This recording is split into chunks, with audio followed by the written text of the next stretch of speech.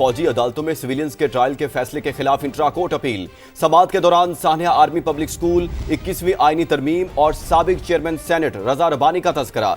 Justice Jamal Mandokhel ने remarks दिए कि फौजी अदालतों की मौजूदगी हम भी तस्लीम करते हैं, मगर मखमल में लगे पैबंद का भी जायजा लेना है। जस्टिस हसन असर रिजवी ने कहा कि रजा रबानी 21वीं आईनी तरमीम को वोट देने के बाद रोए थे। इनके आंसू तारीख का हिस्सा है। मजीद जानेंगे, इस्लामाबाद में मौजूद अपने नुमाइंदे सुहेल रशीद ने हमें ज्वाइन किया है। सुहेल, आज की कार्रवाई में क्या कुछ हुआ? जी, सुप्रीम कोर्ट के आईनी बेंच के सामने आज एक बार फिर समाअत हुई है। मिलिट्री कोर्ट्स में सिविलियन का ट्रायल कलअदम करार देने के फैसले के खिलाफ इंट्रा कोर्ट अपीलों पर वजारत दिफा के वकील ख्वाजा हारिस आज भी अपने दलाइल मुकम्मल ना कर सके। आज उन्होंने अदालत के सामने ये मौक़िफ़ इख्तियार किया कि जो आर्मी एक्ट है उसके तहत अगर किसी भी जुर्म का इर्तिकाब हो जाता है तो उसका फिर ये मामला आर्मी एक्ट के इतलाक़ का बन जाता है, ना कि सिविलियन के मिलिट्री कोर्ट में ट्रायल का मामला। इस बहस को दुरुस्त समझ देने का तरीका यह है कि इसको आर्मी एक्ट के इतलाक़ का मामला बनाया जाए। इस पर जस्टिस जमाल मंदोखेल ने यह रिमार्क्स दिए कि हम फौजी अदालतों और आर्मी एक्ट की मौजूदगी से इनकार नहीं करते, उनको तस्लीम करते हैं, लेकिन साथ उन्होंने ये रिमार्क्स भी दिए कि हमने मखमल में लगे पैबंद को भी देखना है। फिर अदालत की जानिब से ये सवाल भी उठाया गया कि क्या जब सानिया APS हुआ तो उस वक्त भी आर्मी एक्ट और ऑफिशियल सीक्रेट एक्ट मौजूद थे? इस पर वजारत दिफा के वकील ने कहा जी बिल्कुल मौजूद थे, लेकिन जो वो जुर्म था वो आर्मी एक्ट की सेक्शन 2(1) और D(1) के तहत नहीं आता था,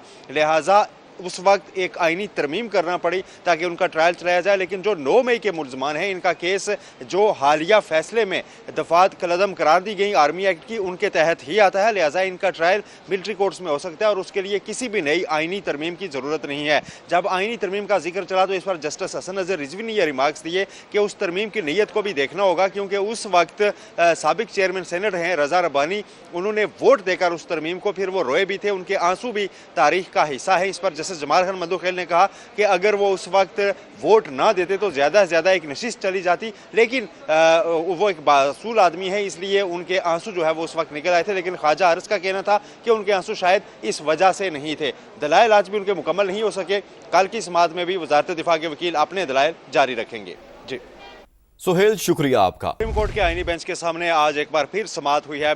मिलिट्री कोर्ट्स में सिविलियन का ट्रायल कलअदम करार देने के फैसले के खिलाफ इंट्रा कोर्ट अपीलों पर वजारत दिफा के वकील ख्वाजा हारिस आज भी अपने दलाइल मुकम्मल ना कर सके। आज उन्होंने अदालत के सामने ये मौक़िफ़ इख्तियार किया कि जो आर्मी एक्ट है उसके तहत अगर किसी भी जुर्म का इर्तिकाब हो जाता है तो उसका फिर ये मामला आर्मी एक्ट के इतलाक़ का बन जाता है, ना कि सिविलियन के मिलिट्री कोर्ट में ट्रायल का मामला। इस बहस को दुरुस्त समझ देने का तरीका यह है कि इसको आर्मी एक्ट के इतलाक़ का मामला बनाया जाए। इस पर जस्टिस जमाल मंदोखेल ने यह रिमार्क्स दिए कि हम फौजी अदालतों और आर्मी एक्ट की मौजूदगी से इनकार नहीं करते, उनको तस्लीम करते हैं, लेकिन साथ उन्होंने ये रिमार्क्स भी दिए कि हमने मखमल में लगे पैबंद को भी देखना है। फिर अदालत की जानिब से ये सवाल भी उठाया गया कि क्या जब सानिया APS हुआ तो उस वक्त भी आर्मी एक्ट और ऑफिशियल सीक्रेट एक्ट मौजूद थे? इस पर वजारत दिफा के वकील ने कहा जी बिल्कुल मौजूद थे, लेकिन जो वो जुर्म था वो आर्मी एक्ट की सेक्शन 2(1) और D(1) के तहत नहीं आता था,